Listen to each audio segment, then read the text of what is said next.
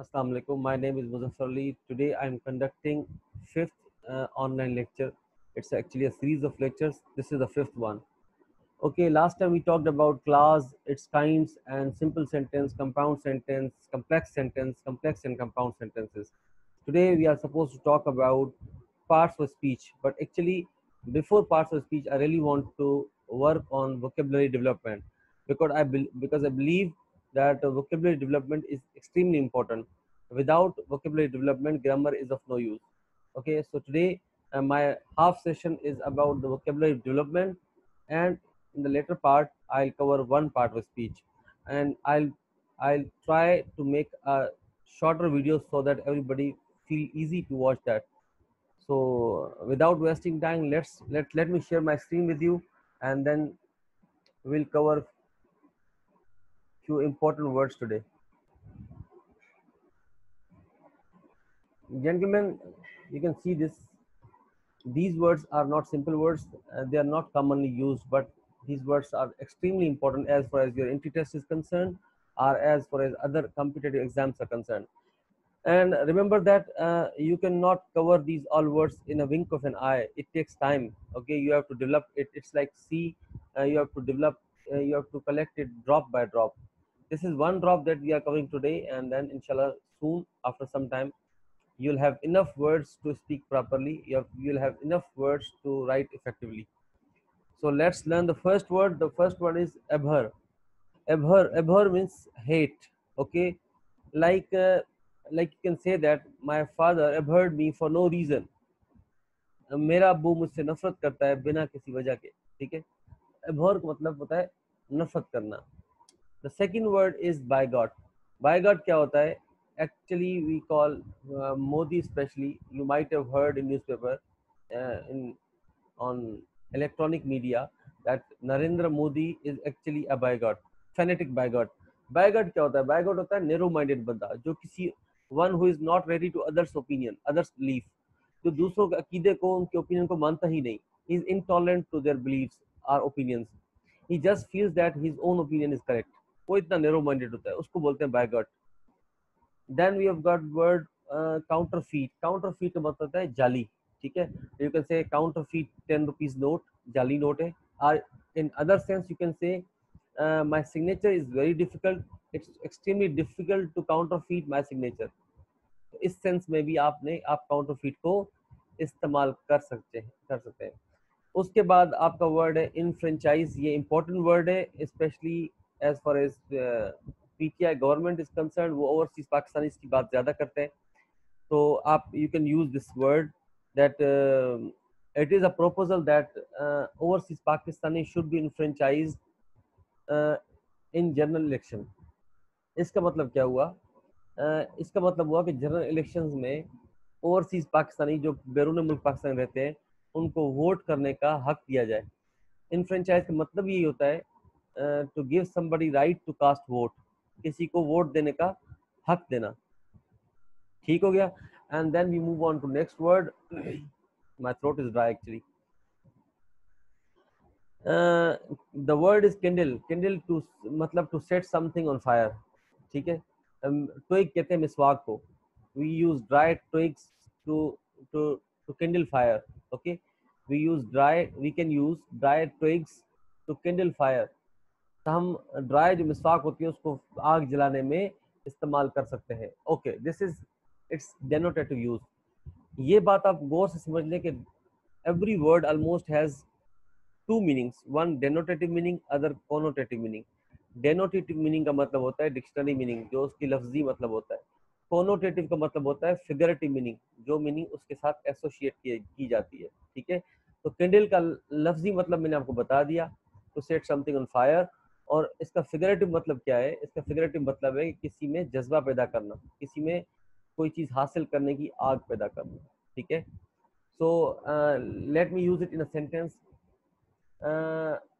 The love of reading books was kindled in me by Mr. Javed Larik. ठीक है, इसका मतलब क्या हुआ? इसका मतलब हुआ कि वो जो मुझ में बुक्स पढ़ने का शौक है, इसका जज्बा, ये आग मुझ में किसने पैदा की? सर जावेद लारिक ने पैदा की. ठीक हो गया.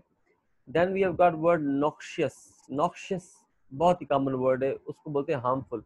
हम बोलते हैं दिस इज नॉक्शियस वेस्ट। अच्छा ये समझ लें, नॉक्शियस का मतलब होता है हार्मफुल, तो इसकी फिगरेटिव मीनिंग भी होती है। जैसे हम बोलते हैं he has got noxious ideology, he has got noxious ideology, इसका मतलब क्या होता है कि उसकी आइडियोलॉजी जो है वो हार्मफुल है। He has got noxious opinions, this person has noxious opinion, इसका मतलब हुआ कि इसके जो ओपिनियंस है वो बड़े खतरनाक किस्म के हैं। प्लेसिड इसका ही समझ ले एक किस्म से समहाउ और अदर उसका ही अपोजिट हो गया। प्लेसिड मतलब होता है काम, पुरसकून। These are I went to Karachi Sea View. I saw placid waves over there. Placid waves मतलब पुरसकून लहरें। ओके। रेम्यूनरेशंस होता है when you are paid for something that you do. ठीक है, रेम्यूनरेशन होता है कि आपको आपके काम की उजरत मिले। अब सैलरी और रेम्यूनरेशन में क्या फ़र्क होता है? सैलरी जो है रेम्यूनरेशन का पार्ट होता है। Remuneration is a broader term.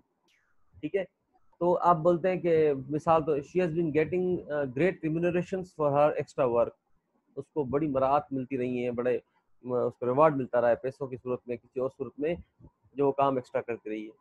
तो I hope remuneration is clear, the reward that you get, the money that you get, जो आप काम करते हैं उसके उसकी वजह से। Then the word is talisman. Talisman क्या होता है? Lucky charm. हर बंदे का लकी चार्म अलग होता है। जैसे अभी बॉलीवुड स्टार सलमान खान है, वो ब्रेसलेट पहनते हैं, वो कहते हैं दिस ब्रेसलेट इज माई टेलिस्मन, ये ब्रेसलेट जो है मेरा, ये टेलिस्मन है, लकी चार्म है। Most of the people in Pakistani context they wear rings, they feel that this ring is my lucky charm, that is my talisman.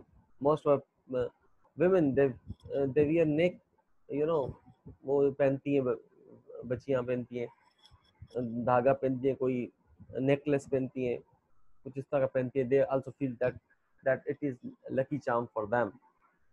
Now let's move to activity number 2, which is the last activity, because I want to make this video short and understandable. Abrasive. Abrasive क्या होता है? Abrasive होता है, it's not aggressive, it's abrasive. Abrasive मतलब rough, जो smooth नहीं होता। Generally for materials we use it's abrasive surface. ठीक है, अब ये हो गया उसका it's a denotative meaning of this word. Abrasive surface मतलब रफ सरफेस है। ठीक है, एब्रेसिव रोड भी होता है। फिगरेटिव मीनिंग क्या होता है? एब्रेसिव थॉट्स होती है। ठीक है, एब्रेसिव थॉट्स मतलब इसकी जो सोच है वो ठीक नहीं है। ठीक है, वो बिल्क होता है चीट करना, फ्रॉड करना।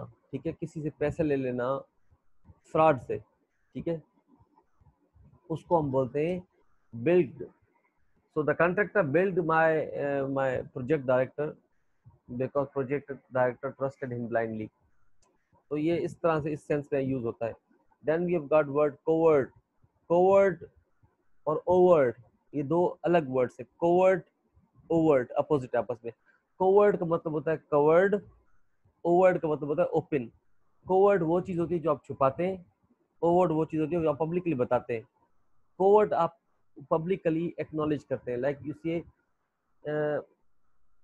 My friend has got covert believes, मतलब उसके अकीदे ऐसे हैं, वो छुपाता है। He doesn't acknowledge that publicly.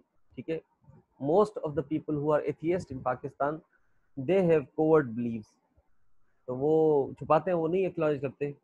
ठीक हो गया। And engender to cause something. अभी रिसेंटली उसे the episode of Maulana Tariq Jameel Sahab and Hamid Mir engendered controversy. तो वो क्या हुआ, उससे वो उस क्या काज हुआ? कंट्रोवर्सी काज हुई। इन जेंडर में किसी चीज का रीजन बनना, काज बनना। Then we have word hangar. Hangar क्या होता है? जैसे as we have car parking, similarly we have got aeroplane parking. जो एरोप्लेन पार्किंग होती है जहाँ पे एरोप्लेन को पार्क किया जाता है उसको हम बोलते हैं हैंगर। ठीक है, एक तो हैंगर वो होता है जिसमें हम कपड़े लटकाते हैं सारे।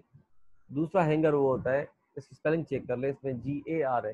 हैंगर वो होता है जो हम जहाँ पे एरोप्लेन्स पार्क होते हैं। नॉटी प्रॉब्लम बोलते हैं अक्सर, बोलते हैं यार इट्स नॉटी प्रॉब्लम, यार it's naughty issue. Naughty means complex, बहुत मुश्किल है, डिफिकल्ट। ठीक है, नॉटी प्रॉब्लम मीन्स बहुत डिफिकल्ट, कोई मुश्किल मसला है। नुएंस। नुएंस क्या होता है? सटल डिफरेंस, कोई हल्का डिफरेंस हो, स्लाइट डिफरेंस हो उनमें, या उसकी किसी चीज़ की शेड्स ऑफ मीनिंग हो, उसको हम बोलते हैं नुएंस। तो हम स्पेसिफिकली बोला जाता है कि you can not enjoy jokes unless you understand nuances of it. ठीक है। प्लेजरिज्म, ये रिसर्च में वर्ड यूज होता है। प्लेजरिज्म मीन्स टू, मिसाल के तौर पर आप किसी को कॉपी करते हैं और आप रेफरेंस नहीं देते कि मैंने इससे कॉपी किया है, तो वो आपकी प्लेजरिज्म हो जाती है। ठीक है। To imitate someone, to copy someone without giving a proper reference, that is plagiarism. मैं आपको सिंपल मिसाल देके आपकी एज के हिसाब से समझा देता हूँ। मिसाल तौर पर मैंने एक स्टेटस रखा, पूरा एक कोई ओपिनियन था मेरा, मैंने रखा, आप वो कॉपी करते हैं और वो पेस्ट करते हैं। ठीक हो गया। कॉपी और पेस्ट करने के बाद आप क्या करते हैं, वो आप अपनी वॉल पे लगा देते हैं, पेस्ट कर देते हैं अपनी वॉल पे, और नीचे लिखते नहीं है कि copied from the wall of mister Muzaffar.